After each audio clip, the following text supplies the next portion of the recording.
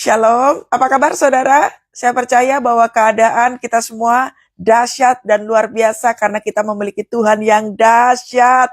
Katakan amin saudara. Mari saya mengajak saudara kita semua untuk berdoa bersama-sama. Allah Bapa Roh Kudus, terima kasih.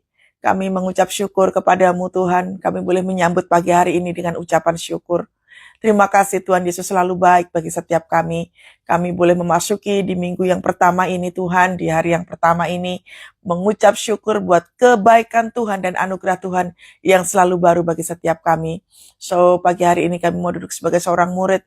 Mari Tuhan berbicara banyak, menegur, meneguhkan kami, menguatkan kami, mengajar, mendidik kami, supaya kami menjadi murid yang benar bagi Tuhan. Terima kasih, segala puji hormat kemuliaan hanya bagi nama Tuhan.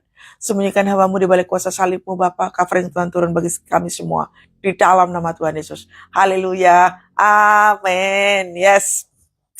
Ya, ketika luka hati berubah menjadi dosa. Penting sekali kita itu menjaga kesehatan mental. Kesehatan mental harus dijaga. Salah satunya itu adalah luka hati. Nah, luka hati selalu berkaitan dengan kesehatan mental. Kesehatan mental harus dijaga. Sampah-sampah ya di masa-masa lalu yang nggak berguna itu mesti harus dibuang. Karena apa saudara? Semuanya itu bisa berubah menjadi dosa. Mari kita belajar dari tokoh ini. Mengapa luka hati itu bisa berubah menjadi dosa? Buka kitabnya saudara di 1 Samuel 18 ayatnya yang ke-6. Ya, belajar dari kisah ini bahwa sakit hati itu berbahaya.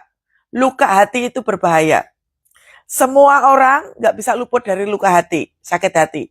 Tetapi kita bisa memilih untuk sembuh. Amin. Ya. Saul benci kepada Daud. Mari saya ajak baca sama-sama.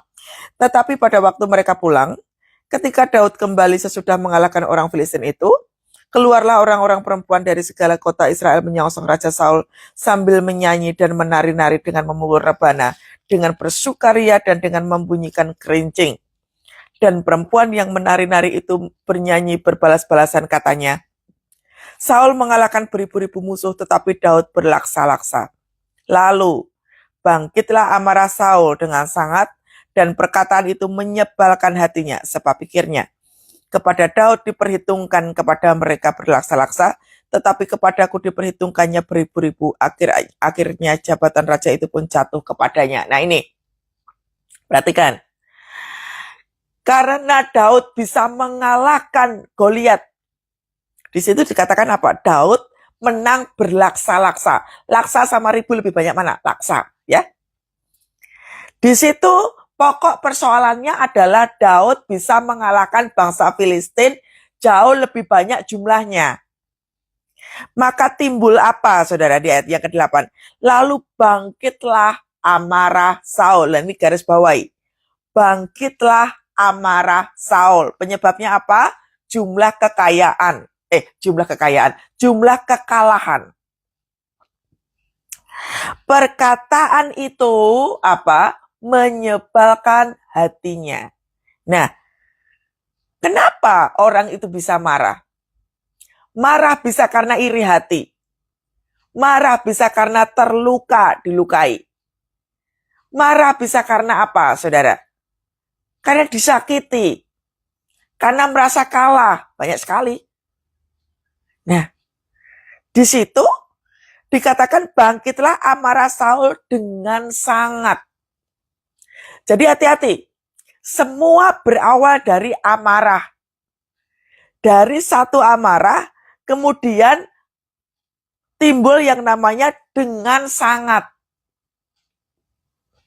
Yang dilihat oleh mata, yang didengar oleh telinga. Kita mendengar apa? Kita diomongin jelek. Kita direndahkan. Kita diapain gitu ya. Kita suka langsung apa? Langsung bangkit marah. Di situ dikatakan bangkitlah amarah Saul dengan sangat. Lalu ada berikutnya. Bangkitlah, perkataan itu menyebalkan hatinya.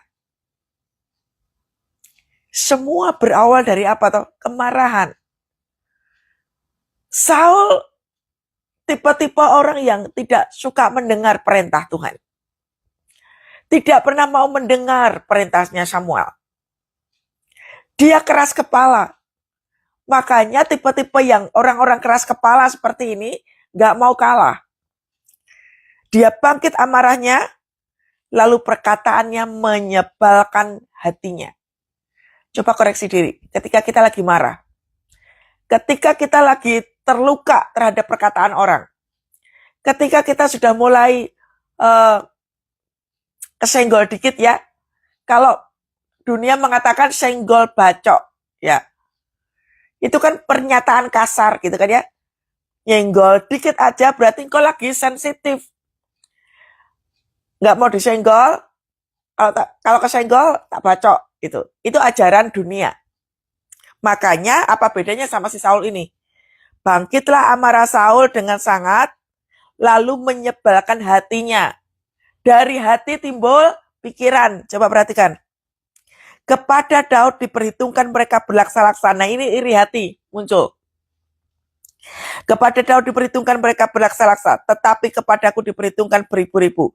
Akhir-akhirnya jabatan raja itu pun jatuh kepadanya. Nah, terancam keselamatannya, terancam posisinya. Kita tuh seringkali kayak gini loh, tanpa kita sadari. Termasuk saya juga. Waktu kita kesenggol, waktu kita udah mulai ke-trigger, bangkitlah amarah, lalu kemudian amarah itu bisa menjadi sangat marah. Dari yang marah menjadi sangat marah. Karena apa tau? Gara-gara apa tau? Mendengar. Kita mendengar kita dijelekkan. Kita mendengar kita dapat berita yang gak baik. Kita mendengar, kita dengar apa? Bangkitlah kemarahan itu. Makanya kitab Amsal itu kan ngomongnya begini tuh. Bodohlah orang yang seketika menyatakan rasa marahnya. Jadi Amsal ingatkan kepada kita, kalau kita langsung marah, seketika marah, Amsal katakan itu bodoh. Nah, Saul juga begitu. Dari yang marah menjadi sangat marah, dari yang sangat marah timbul apa? Kekesalan hati, menyebalkan hati loh. Lalu pikirannya, dia sudah mulai menggunakan pikirannya. Kita suka menggunakan pikiran kita. Kemarahan yang seharusnya cuma marah, gara-gara kita menggunakan pikiran kita, oh dia mau balas dendam, oh dia begini, oh dia begitu. Nah, pikiran kita sudah mulai ruwet. Sejak hari itu, ayat yang ke-9 dikatakan, sejak hari itu, maka Saul mendengki Daud. Apa toh dengki itu? Dengki itu gak suka ada orang berhasil, gak suka lihat orang berhasil, gak suka lihat orang bahagia, gak suka lihat orang mencapai prestasi, itu dengki. Makanya bahasa Indonesianya adalah iri dan dengki.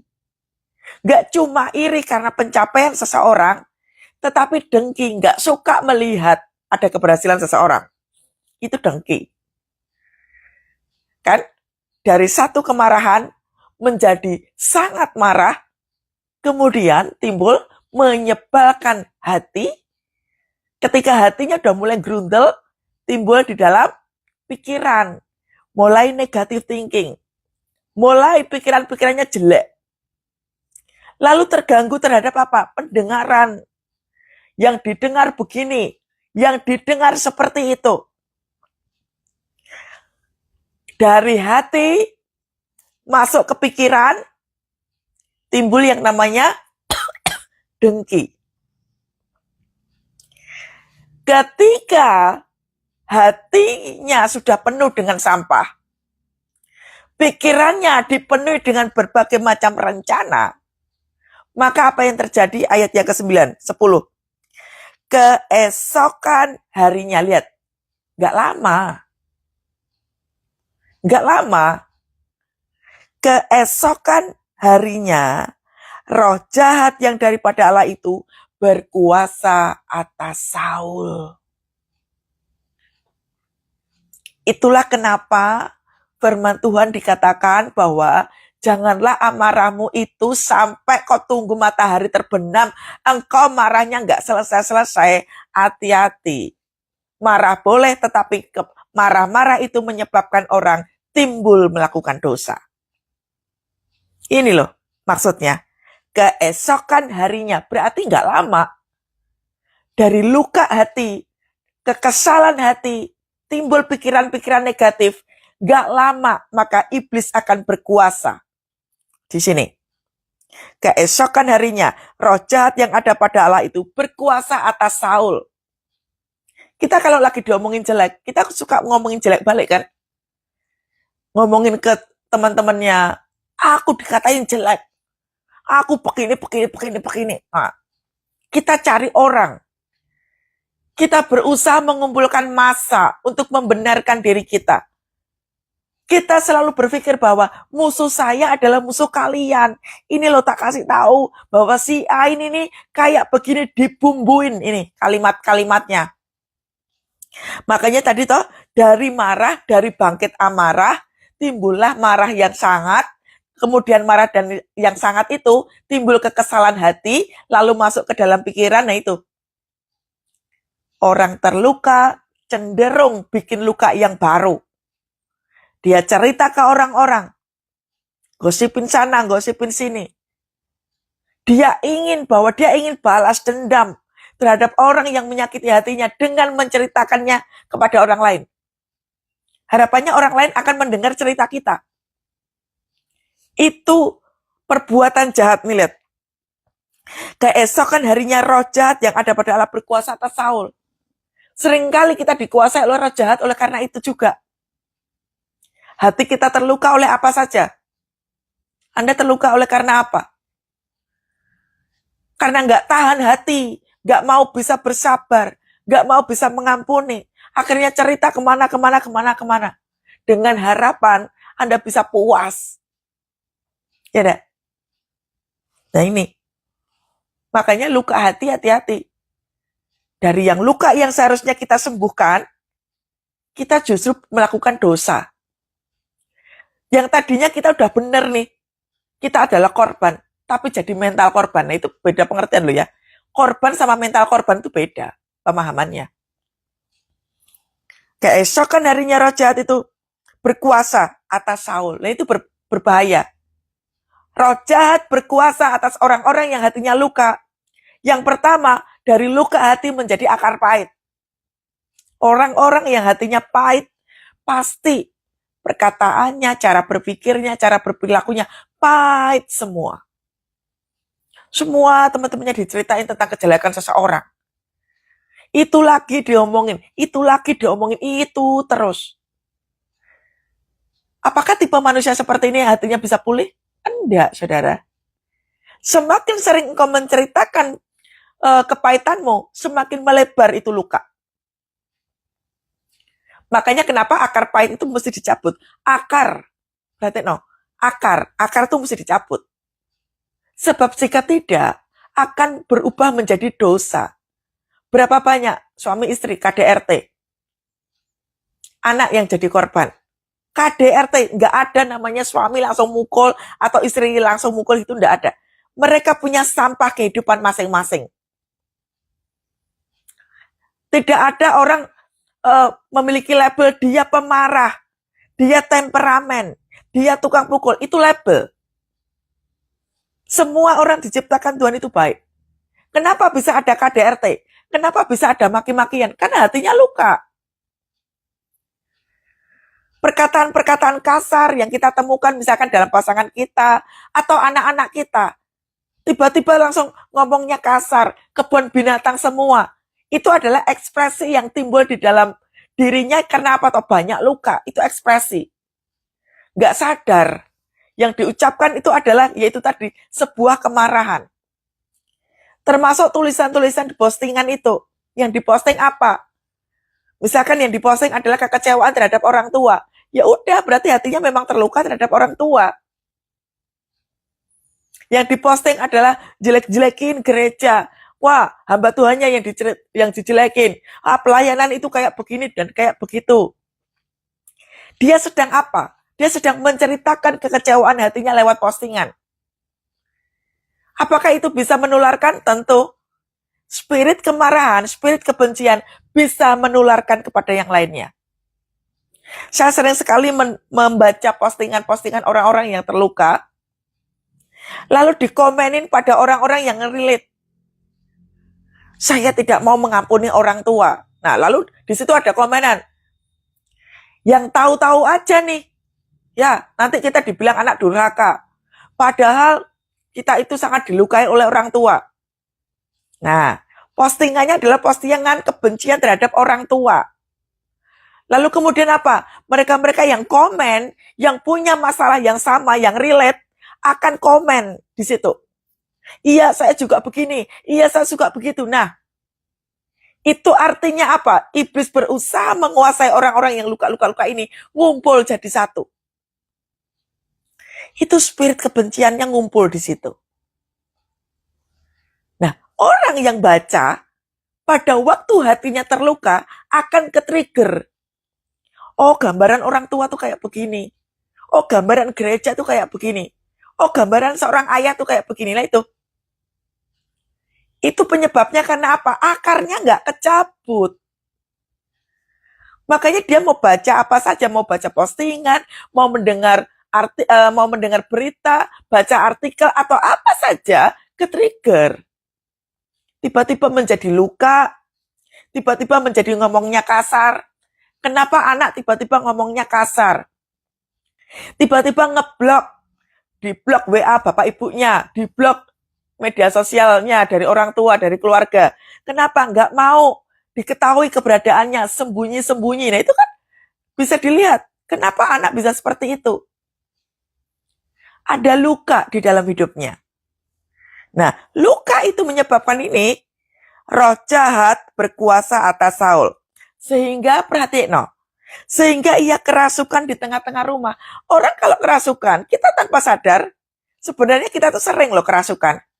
Kerasukan setan tuh kita sering sekali. Cuma kita itu mindsetnya kalau kerasukan itu tuh ya kayak gitu. Perilakunya nggak genah gitu kan ya. Sebenarnya kita juga begitu. Waktu hatimu terluka, engkau berusaha memberitahukan kepada orang-orang bahwa hatiku luka karena si A, si B, si C. Itu engkau lagi kerasukan. Waktu engkau berpikir pokoknya tak balas. Perbuatan dia akan kubalas melebihi sakit hatiku. Itu namanya kerasukan. Waktu engkau dilukai orang, lalu kemudian engkau mengutuk, aku sumpahin kamu. Nah, keluar kata kutuk itu disebut dengan kerasukan. Seringkali kita nggak sadar bahwa kita melakukan itu. Kita kerasukan iblis. Pengen balas. Perilaku-perilaku yang seperti ini. Tanpa kita sadari. Kita membalas perbuatan orang lain. Hati kita terluka. Aku nggak mau ketemu orang tuaku. Aku nggak mau, aku menutup akses keluarga, aku nggak boleh masuk. Aku nggak mau mengampuni suami. Aku nggak mau mengampuni istri. Aku sudah nggak bisa mengampuni. Itu namanya kerasukan. Ini. Kerasukan, Saul kerasukan di tengah-tengah rumah. Ketika kita menutup akses untuk nggak mau ketemu sama orang. Pokoknya aku nggak mau. Apalagi ada postingan-postingan kayak gitu ya, anak-anak muda, saya sering sekali membaca. Anak-anak muda gak mau mengampuni ibunya, gak mau mengampuni bapaknya. Menutup akses. Hatinya udah sering kali dilukai. Nah, anak bisa terluka gara-gara apa? Orang tuanya. Orang tua yang juga terluka pasti. Perhatikan, orang tua yang terluka, cepat atau lambat, engkau akan melukai anak-anak. Orang tua yang hatinya terluka, cepat atau lambat engkau akan melukai anak-anak. Ketika kita penuh dengan luka, nggak cuma melukai keluarga, kita akan melukai orang lain juga. Itulah pentingnya mencabut akar pahit. Karena kalau enggak, ini keesokan harinya roh jahat yang daripada Allah itu akan menghinggapi Saul. Gak lama roh jahat itu akan menghinggapi kita. Kita menjadi orang yang merasa terluka. Ini kan sekarang ini kan lagi ngetren kan. NPD gitu kan ya. Kalau misalkan ada orang berperilaku aneh lalu kita kasih label kepada seseorang NPD. Nanti ketemu sama orang, saudara, hati-hati dengan pernyataan yang seperti ini. Sering kali kita itu juga ada, gejala NPD itu juga ada. Jangan menuding orang lain. Mari kita lihat diri kita sendiri. Orang kalau hatinya luka, itulah pentingnya firman Tuhan katakan, ampunilah kesalahan orang berapa kali, atau 70 kali 7 kali. Supaya apa? Enggak timbul itu tadi loh. Menuding NPD lah, menuding temperamen lah, menuding orang berbuat dosa. Supaya kita enggak kayak begitu. Itulah kenapa Yesus ajarkan, sebelum matahari terbenam, biarlah kemarahanmu itu redam. Supaya tidak ada akar pahit. Bu, enggak bisa Bu, hati saya itu udah luka Bu. Hati saya sudah luka, enggak bisa. Karena engkau bilangnya enggak bisa, ya enggak akan pernah bisa. Karena engkau berkeputusan tidak bisa mengampuni. Sudah. Anda mau baca Alkitab kayak berapapun, minta hamba Tuhan berdoa seperti apapun, hatimu akan luka. Enggak cuma hatimu yang luka, kanker, penyakit-penyakit berat akan masuk ke dalamnya. Enggak lama itu. Banyak orang lebih memilih untuk masuk ke rumah sakit berkali-kali daripada apa mengampuni. Demi apa toh? Gengsi. Ego tinggi. Ini menyangkut nama baik Bu Keti. Saya enggak mau. Ya kalau kamu udah berkeputusan kayak begitu ya firman Tuhannya enggak kita bisa lakukan. Saat teduh minggu lalu apa? Sewaktu kita tidak bisa mengasihi Tuhan, berarti kita tidak melakukan perintah-perintahnya. Barang siapa tidak melakukan perintah-perintah Tuhan disebut pendusta toh? Masih ingat enggak saat teduh minggu lalu? Jadi waktu kita mengatakan gak bisa Bu Keti, gak bisa saya mengampuni orang itu, gak mau. Ketika kita tidak mau mengampuni kesalahan orang lain, Bapamu di sorga juga tidak akan mengampuni kesalahanmu. Saklek itu firman Tuhan. Gak bisa dibantah. Kalau Anda membantah, berarti Anda membantah Tuhan.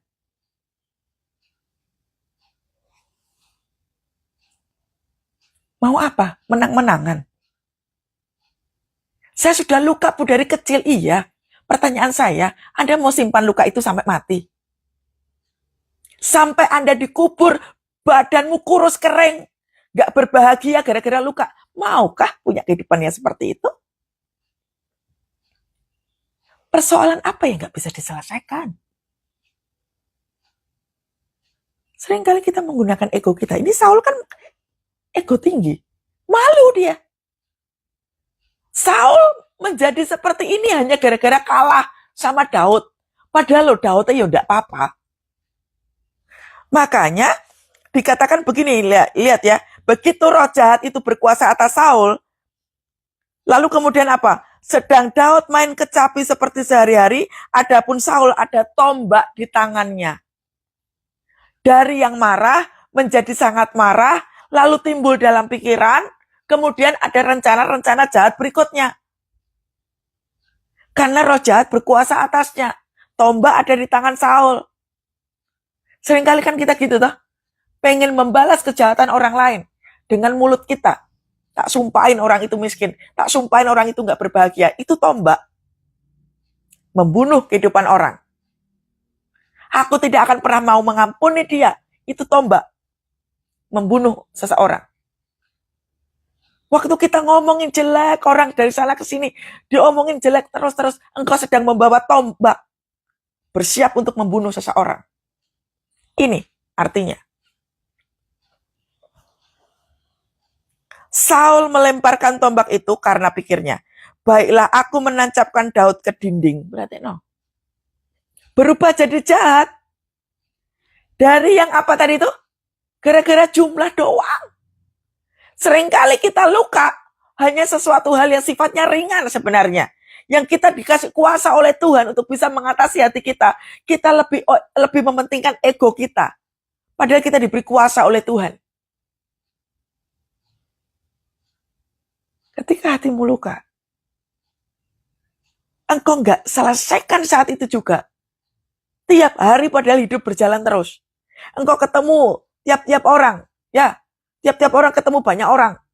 Tiap hari ketemu orang, luka lagi. Ketemu orang lagi, luka lagi. Numpuk. Itulah kenapa saya sebutnya sebagai sampah. Detox, saudara. Bereskan. Jangan nunggu bangkotan. Tahu bangkotan, saudara? Jangan nunggu segala sesuatunya itu tuh jadi lumut. Kamar mandi kalau lumutan, terus kemudian ada banyak kerak-kerak, susah kan bersihinnya. Coba kalau kamar mandi dibersihin tiap hari, kinclong, bersih. Sama, hati kita kalau nggak diberesin, lumutan, banyak kerak, susah bersihinnya. Apa jadinya? Sakit penyakit. Sakit penyakit. Berapa banyak saya sering melayani orang-orang. Sakit kanker lah, sakit apa. Penyebabnya apa tuh? Luka hati. Berkat Tuhan tidak terbuka gara-gara apa? Luka hati. Orang nggak suka sama khotbah kayak beginian. Karena apa? Gengsinya tinggi. Nggak bisa buketi-buketi, nggak ngerasain sih. Saya itu disakiti, Bu. Apakah firman Tuhan ini ada pengecualian? Bapamu di surga tidak akan mengampuni engkau, kecuali engkau di KDRT-in, kecuali engkau ditipu, kecuali adakah firman Tuhan kayak gitu? Mungkin Alkitabnya beda dengan punya saya. Saudara, saya melihat satu postingan, dia seorang istri pendeta. Saya tahu dia KDRT sekali, saya tahu. Tapi coba perhatikan, kenapa luka hati itu harus disembuhkan? Supaya hatimu tidak melakukan dosa berikutnya. Si istri ini memposting semua hasil CCTV-nya, dia disakiti suaminya, dia ini diposting ke Instagram-nya. Diposting. Padahal dia sudah menikah lagi, ya. Menurut dunia ya dia bahagia, dia happy. Dia berusaha menunjukkan kepada dunia bahwa saya happy. Tapi happy yang palsu. Kenapa saya sebut sebagai happy yang palsu?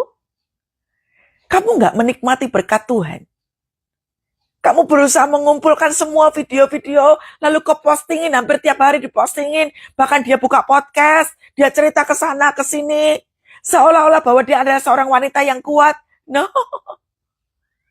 Anda sedang membuka luka yang lama. Makin hari makin luka, tanpa kau sadari. Perilakumu jadi jahat.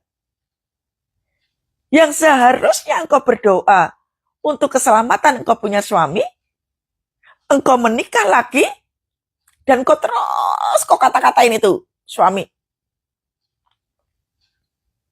Ini bukan soal siapa salah siapa benar. Firman Tuhan itu tuh enggak soal siapa salah siapa benar loh. Enggak. Firman Tuhan itu bicara tentang kerendahan hati. Kalau KDRT bagaimana? Anda menyingkir.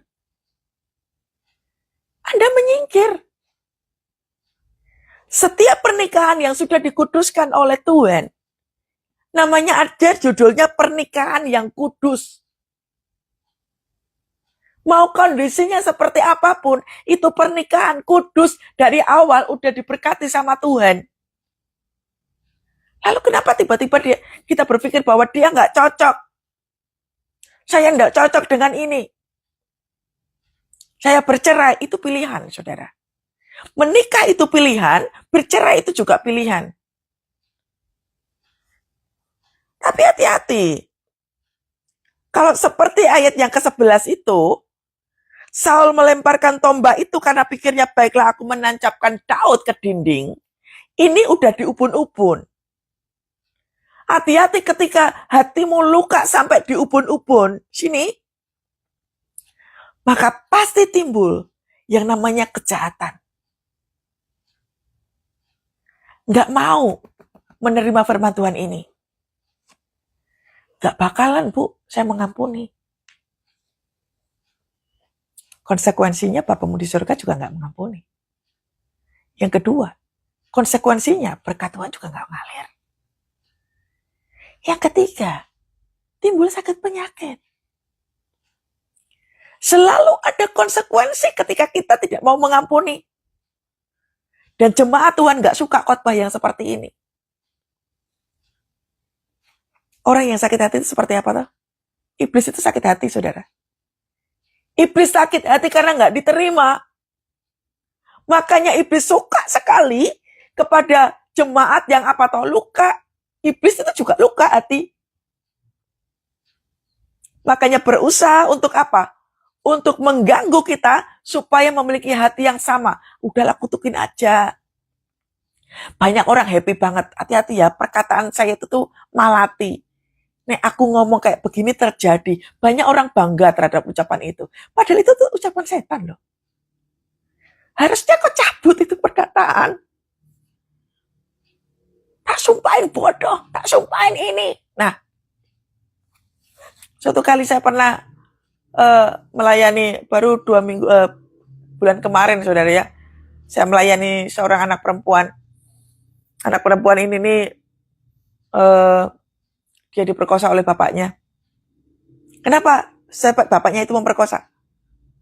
Bapaknya luka terhadap istrinya.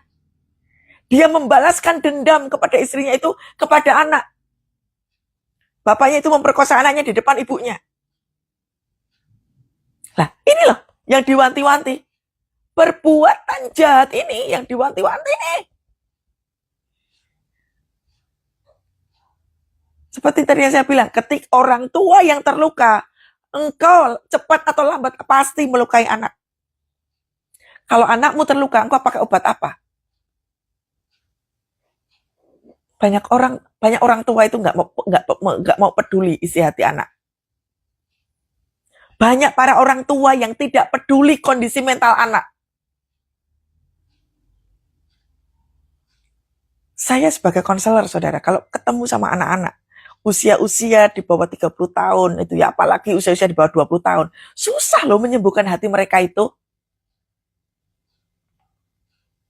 Membangkitkan rasa trust terhadap orang tua, menyembuhkan luka hati yang disimpan.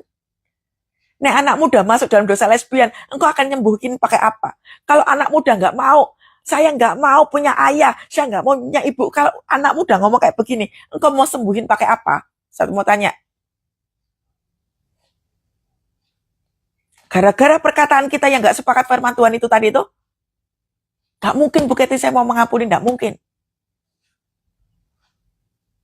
Gara-gara pernyataan yang kayak begitu tuh, melukai anak, melukai keluarga-keluarga yang lain, ya jadinya menjadi keluarga yang begitu. Ini Saul melemparkan tombak itu karena pikirnya nih. Bukan karena firman Tuhan. Karena pikirnya. Ketika kita menggunakan pemikiran sendiri yaitu tadi. Gak bakalan Bu saya mengampuni. Gak bakalan. Saya tidak akan pernah mau mengampuni orang tua saya. Gak bakalan. Itu pikirnya. Pakai pikiran sendiri. Ketika seseorang menggunakan pikiran sendiri. Udah pasti salah kaprah. Karena gak alkitabiah. Bu Kety karena gak ngalamin. Udah gitu aja terus. Karena Bu Kety gak ngalamin. Karena Bu Kety gak pernah ini. Karena Bu Kety udah, itu aja terus tuh kalimatmu. Kalimat-kalimat tipe orang kalah. Tipe-tipe orang yang gak sepakat terhadap firman Tuhan. Engkau mau doa kayak apapun. Firman Tuhan sudah katakan, kalau engkau masih punya sesuatu, barang sesuatu yang belum kau bereskan, bereskan terlebih dahulu. Baru engkau masuk dalam hadirat Tuhan. Loh saklek loh, firman Tuhan udah ngomong kayak gitu. Standarnya Tuhan begitu. Kita mau nolak pakai apa, saudara? Kenapa berkat Tuhan gak ngalir? Berkat Tuhan itu gak melulu materi loh. Engkau kehilangan damai sejahtera. Engkau kehilangan sukacita. Engkau kehilangan kebahagiaan. Itu berkat. Karena engkau gak mau mengampuni. Mengampuni itu pilihan. Mau melakukan atau tidak? Itu pilihan bagi orang dunia. Tapi bagi anak Tuhan, itu kewajiban.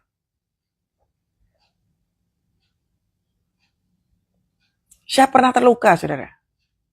Saya pernah terluka terhadap bapak saya almarhum. Saya pernah terluka terhadap saya punya teman-teman pelayanan yang membuli saya.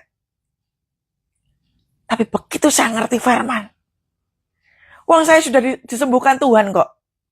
Saya sudah disembuhkan Tuhan. Saya sudah diberkati Tuhan. Saya sudah mendapatkan kebahagiaan dari Tuhan. Ngapain saya harus simpan? Ngapain saya harus simpan?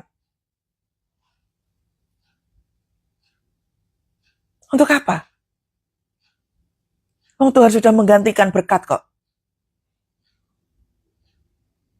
Iya enggak? Tetapi Daud mengelaknya sampai 2 kali. Saul menjadi takut kepada Daud karena Tuhan menyertai Daud. Orang kalau hidupnya disertai oleh Tuhan, merasa bahwa hidup kita itu disertai oleh Tuhan, orang mau melukai kayak apapun gak bakalan bisa. Udahlah. Orang gak bisa mengampuni karena apa? Sampah dalam hati banyak banget. Berdamailah terhadap semua situasi. Bagaimana caranya berdamai? Pahami bahwa semua yang sudah terjadi ya sudah. Yang sudah terjadi ya sudah. Lupakanlah yang telah lalu dan mengarah kepada tujuan. Ini firman Tuhan makanya dibaca. Jangan tanya caranya mengampuni seperti apa. Baca nih firman. Cari referensi tentang pengampunan, baca. Makan habis itu firman. Kalau kita nggak pakai firman, termasuk saya, saudara, bagaimana saya bisa pulih dari kasus bullying, bagaimana saya bisa pulih dari hati dilukai oleh saya punya bapak almarhum, ini firman Tuhan. Jangan tanya bagaimana caranya. Kalau kok nggak baca firman Tuhan, nggak ngerti caranya. Itulah pentingnya baca firman Tuhan. Kalau mau ngomongin tentang luka, loh memangnya saya nggak luka? Semua orang, saudara. Nggak usah banding-bandingkan. Saya punya masalah lebih berat, Bu Kety. Nggak usah mau banding-bandingkan, nggak usah. Semua orang pernah dilukai. Semua pernah yang namanya disakiti, ditipu sama orang. Pernah. Pertanyaannya adalah mau melakukan firman Tuhan atau tidak. Kalau orang dunia ya memang begitu. Ngomongnya adalah, Bu Kety nggak tahu perasaan saya. Bu Kety nggak tahu rasanya saya KDRT, Bu. Saya dipukulin kayak begini, Bu Kety nggak pernah sih ngerasain kayak begitu. Iya. Saya berempati dengan itu, bersimpati juga. Cuman pertanyaannya, kalau engkau terus-menerus, day by day, itu terus yang kau sampaikan, firman Tuhannya kau lakukan tidak? Ayo, pakai logika. Kalau engkau terus-menerus menunjukkan rasa lukamu, kira-kira engkau bisa nggak melakukan firman Tuhan? Gak bakalan bisa. Semakin sering kau mengatakan, Bu Kety nggak tahu sih perasaan saya. Semakin sering engkau memposting kejahatan siapa-siapa, semakin sering kau menceritakan orang-orang yang melukai, engkau akan kesusahan untuk melakukan ini firman Tuhan. Maka keputusannya adalah, saya tidak akan pernah mau mengampuni. Refleksi diri. Kalau dosamu nggak diampuni, terus piye? Coba pikiran. Kalau dosamu nggak diampuni Tuhan, terus piye? Oh, Tuhan itu maha pengampun, Bu Kety. Nggak mungkin. Siapa bilang nggak mungkin? Siapa bilang nggak mungkin? Lihat. Ini loh, perhatian no, ayat 12. Saul menjadi takut kepada Daud karena Tuhan menyertai Daud. Perhatian no. Sedang daripada Saul, iyanya I besar. Tuhan telah undur. Nih lihat. Siapa tadi yang merasa bahwa Tuhan pasti mengampuni? Ayo, nih. Kalau Tuhan sudah nggak ada pada kita adalah orang yang sangat menderita. Lihat loh. Sedang daripada Saul, ia telah undur. Nek gak ada Tuhan di hidup kita, udah kita mati, saudara. Kapan orang nggak ada Tuhan? Itu tadi. ngutukin, itu nggak ada Tuhan. Waktu engkau berkeputusan, aku tidak mau mengampuni, itu nggak ada Tuhan di situ. Arti pemahaman tentang sedang daripada Saul ia telah undur. Pemahaman kata undur yang pertama, itu adalah pengurapan Tuhan dicabut. Pengurapan Tuhan dicabut. Yang kedua, kepercayaan Tuhan dicabut. Yang ketiga, penyertaan Tuhan tidak ada. Pengurapan gak ada, kepercayaan gak ada, penyertaan gak ada. Ini pengertian kata undur. Kalau kita gak diurapi Tuhan, kita gak dipercaya oleh Tuhan, kita gak disertai oleh Tuhan, itu bahaya besar, saudara. Mau doa gak ada kuasa. Mau doain orang lain, iblisnya tertawa. Kamu mau mendoakan orang lain? Dapat pengurapan Tuhan dari mana? Wong hatimu banyak sampah kok. Banyak luka. Bahasa rohnya kencang banget. Wah, dalam nama Tuhan Yesus. Apa sih kalau? Tapi hatinya penuh dengan sampah. Iblisnya tertawa. Karena iblis tahu bahwa orang-orang yang hatinya luka ini, ia undur daripada Saul. Firman Tuhan itu saklek. Nggak bisa kita nego sama Tuhan.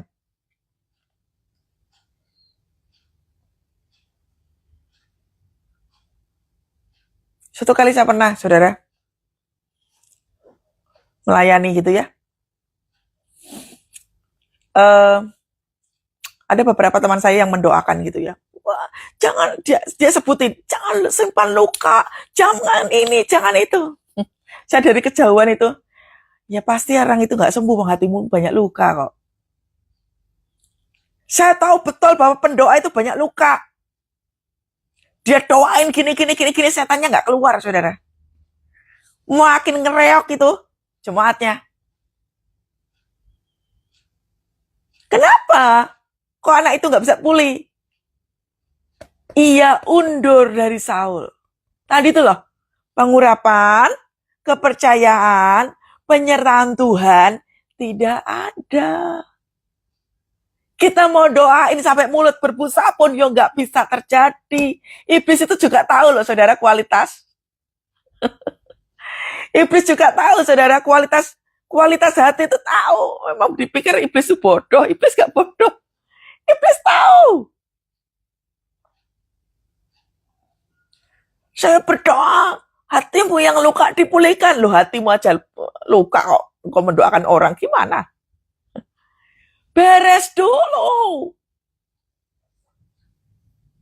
Makanya untuk pelayanan-pelayanan seperti yang saya lakukan ini ya, sebagai konselor, sebagai pelayanan pelepasan, saya pun melakukan, saudara. Saya pun melakukan. Itulah kenapa ketika orang melukai, saya punya hati, saya harus tahu bahwa saya harus juga melakukan ini firman Tuhan. Mau dilukai, mau disakiti, mau dikaya apapun. Kenapa banyak orang pulih? Karena melakukan firman. Gak masalah, saudara. Orang mau ngapain kepada saya gak masalah. Saya belajar di titik ini. Padahal saya bukan tipe yang kayak begitu. Saya itu bukan tipe orang yang mau dikalahin gitu, gak mau. Tapi ketika Tuhan mengosongkan saya punya kehidupan, harus terus bersikap rendah hati. Ternyata itu memang gak enak. Yang namanya dikosongkan itu ndak enak. Saya ngalami dikosongkan Tuhan. Dikata-katain mesti diam. Harus mengampuni. Harus memberkati. Harus mendoakan. Aduh, itu sakit banget. Tahu saudara apa yang menyebabkan saya bisa melakukan itu? Waktu Yesus mati di kayu salib. Kalimatnya Yesus apa? Ampunilah mereka, sebab mereka tidak tahu apa yang mereka perbuat. Kalimat Yesus itu pengertian yang pertama adalah dia mengampuni. Yesus memilih mengampuni karena mereka tidak tahu keselamatan. Mereka tidak tahu pengampunan. Mereka tidak tahu kasih. Makanya kalimatnya Yesus adalah mereka tidak tahu apa yang mereka perbuat. Gara-gara kalimat itu, saya tanamkan di dalam pikiran. Saya merenungkan itu berkali-kali, saudara. Saya taruh itu di dalam pikiran. Oh, saya paham pada akhirnya. Kalimat ampunilah mereka sebab mereka tidak tahu apa yang mereka perbuat itu. Ternyata itu. Kalau engkau tidak bisa mengampuni orang tuamu, kamu siapa? Anak Tuhan? Murid Tuhan? Atau anak siapa? Bapak kita ngajarin mengampuni. Iblis enggak. Pilihannya cuma dua. Anak Bapak di surga atau anak iblis. Gak usah debat kalau soal ini. Mau melakukan atau tidak. Karena Tuhan juga akan bertanya pada dirimu. Kamu tidak mau melakukan firman Tuhan bagian ini. Maka cepat atau lambat engkau pasti akan berubah menjadi orang yang berdosa. Lalu bagaimana caranya Bu Kety?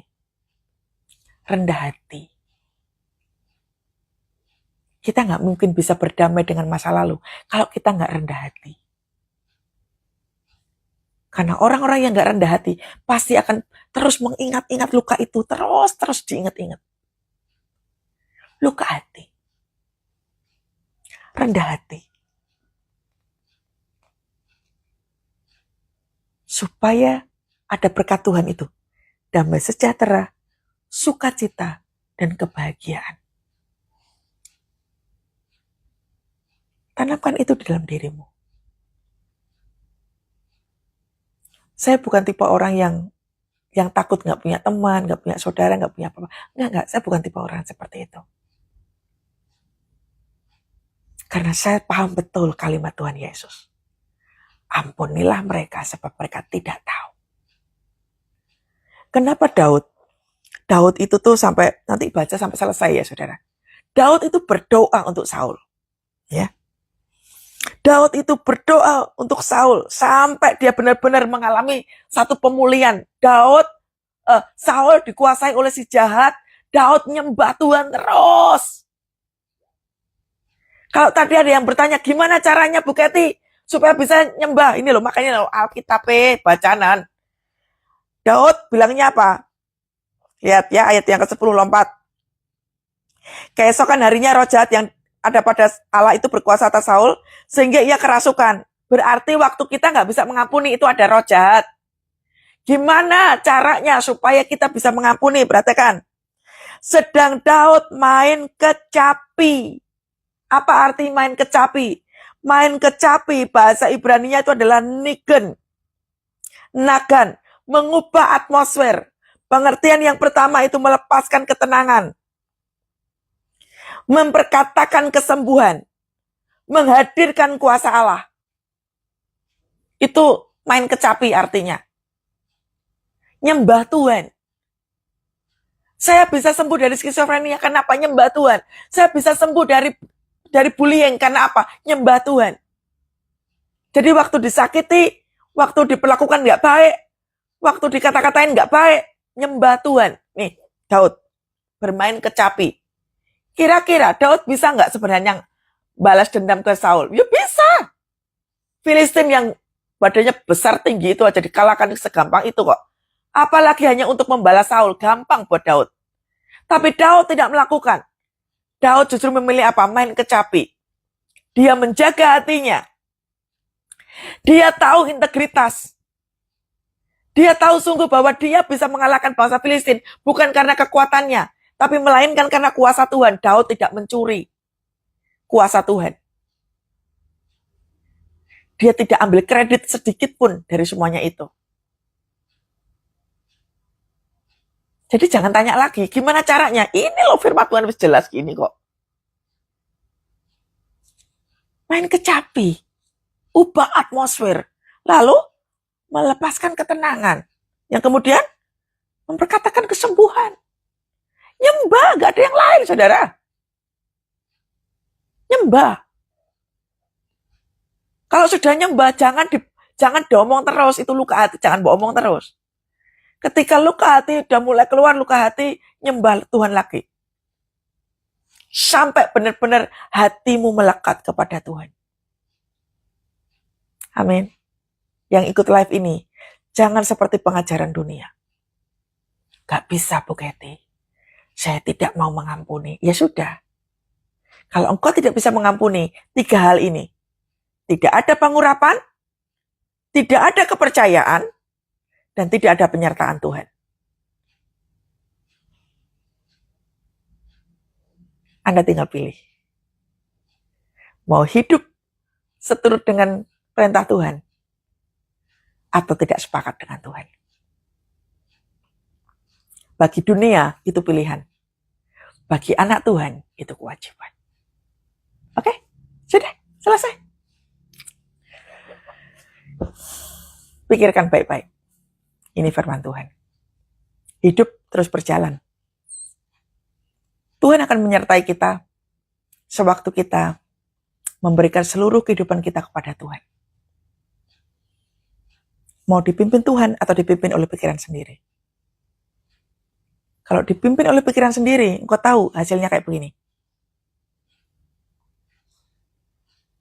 Tapi saya susah sekali Bu mengampuni. Tuhan tahu. Itulah pentingnya kita perlu datang di hadirat Tuhan. Saya pada waktu ketrigger tentang bullying. Terketrigger perkataan-perkataan saya punya Bapak almarhum. Apakah yang saya lakukan? Ketika muncul itu perkataan-perkataan, saya bilang begini, Tuhan tolong saya. Gak ada kalimat yang lain.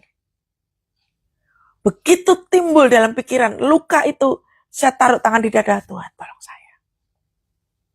Berkali-kali. Kalimat Tuhan tolong saya itu sama seperti Daud memainkan kecapi. Kalimat Tuhan tolong saya itu artinya mengubah atmosfer. Menjadikan hati menjadi tenang. Menjadikan hati teduh. Menutup akses iblis untuk masuk dalam hidup kita. Dan sampai hari ini, saya tidak mau simpan luka terhadap siapapun. Saya tahu siapa saya. Saya tahu apa pekerjaan saya. Saya tahu apa pelayanan saya. Saya memilih untuk daging saya yang sakit, tapi roh saya menyala-nyala. Daging sakit itu adalah bicara tentang ego. Daging sakit itu bicara tentang nama baik. Daging sakit itu bicara tentang gak mau kalah. Tapi roh saya menang di dalam Tuhan. Ayo doa sama-sama. Gora pasikara wala wala wala. Oh ya la wala wala wala wala wala. Kiara la batakana ya la wala wala wala wala wala wala. Sikira la wala wala wala wala wala wala wala wala wala wala wala wala. Tuhan, Engkau melihat anak-anakmu di sini. Banyak sekali yang hatinya terluka. Susahnya mengampuni. Saya melihat di sini spirit ego tinggi banget. Spirit ego dilepaskan iblis mengikat hidup kita. Supaya kita tidak sepakat apa kata Tuhan. Anda yang bisa melepaskan ikatan itu. Dengan berkata bahwa Tuhan aku mengampuni, sebutin namanya.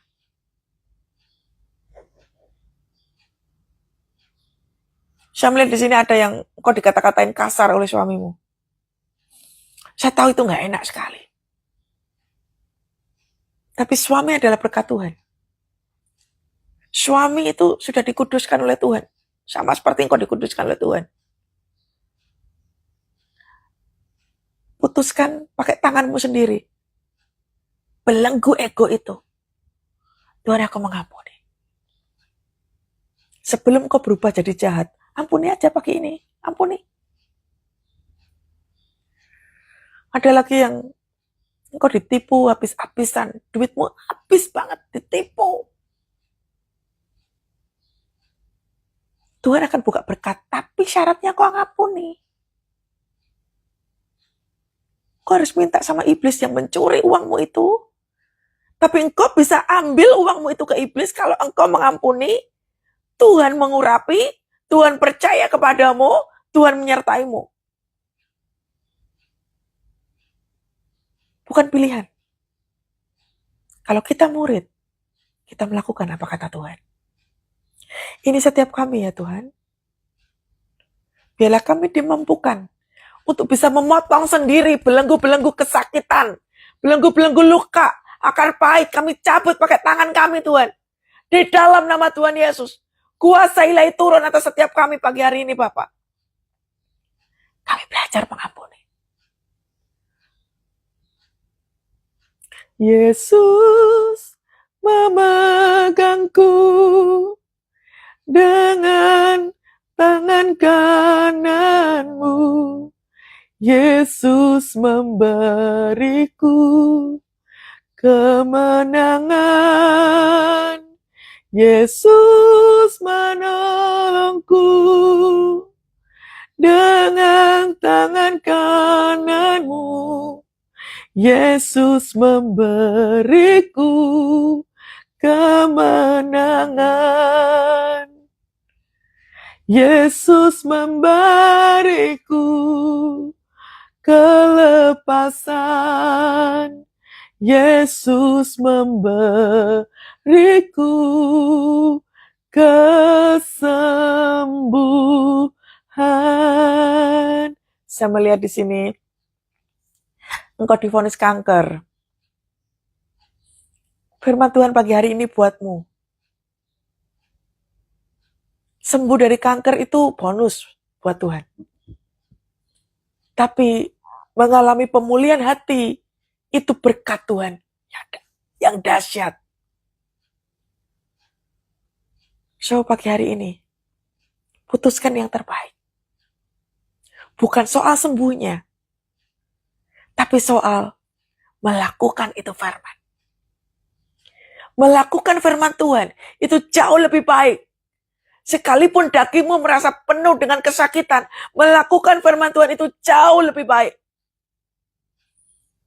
Karena ada penyertaan, ada pengurapan, ada kepercayaan Tuhan di situ. Dan itu disebut dengan kemenangan. Bapa, hamba-Mu berdoa untuk hamba Tuhan ini yang diizinkan oleh dapat sakit penyakit. Hatinya boleh mengampuni. Terima berkat pemulihan hati. Terima berkat kesembuhan batin di dalam nama Tuhan Yesus. Mengalir ya Tuhan. Kuasa ilahi mengalir. Di dalam nama Tuhan Yesus mengalir kuasa-Mu. Di sini saya melihat ada seorang anak. Dia masih SD. Anakmu teriak kesakitan. Anakmu teriak penuh dengan kemarahan. Karena engkau sebagai orang tua hatimu penuh dengan luka. Anakmu bisa sembuh kalau lukamu pulih. Saya melihat anak SD ini berteriak kuat sekali, penuh dengan kemarahan, luka hati. Anak ini nakal di sekolah. Saudara, kau yang punya anak ini, minta sembuh sama Tuhan. Hatimu minta sembuh, hatimu minta pulih. Supaya waktu engkau memiliki jiwa yang tenang, engkau bisa memeluk anakmu dengan penuh doa, penuh dengan kuasa. Doamu penuh kuasa kalau engkau bisa mengampuni. Come on. Minta sama Tuhan. Dalam nama Tuhan Yesus. Dalam nama Tuhan Yesus. Saya tahu Anda luka sekali. Tapi anak Anda jauh lebih luka. Minta sama Tuhan pengampunan. Potong pakai tanganmu sendiri ego. Potong pakai tanganmu sendiri. Kuasa ilahi turun padamu. Dalam nama Yesus. Bapak, izinkan anak-anakmu boleh mengalami pemulihan pagi hari ini. Hati yang damai, hati yang tentram. Disembuhkan oleh Tuhan. Yes Tuhan. Yesus memegangku bahkan menolongku. Yesus memberiku kemenangan. Yesus memegangku, bahkan menolongku.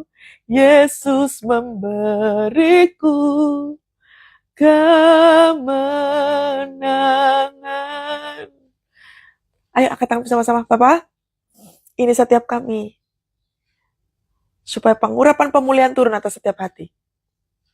Di dalam nama Tuhan Yesus, pemulihan hati, pemulihan jiwa terjadi pagi hari ini, Tuhan.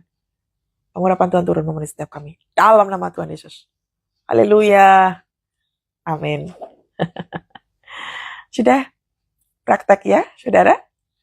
Mari alami kemenangan daripada Tuhan. Harus menang soal hati ya. Oke? Dan Yesus memberkati kita semua. Sampai ketemu besok pagi. Shalom.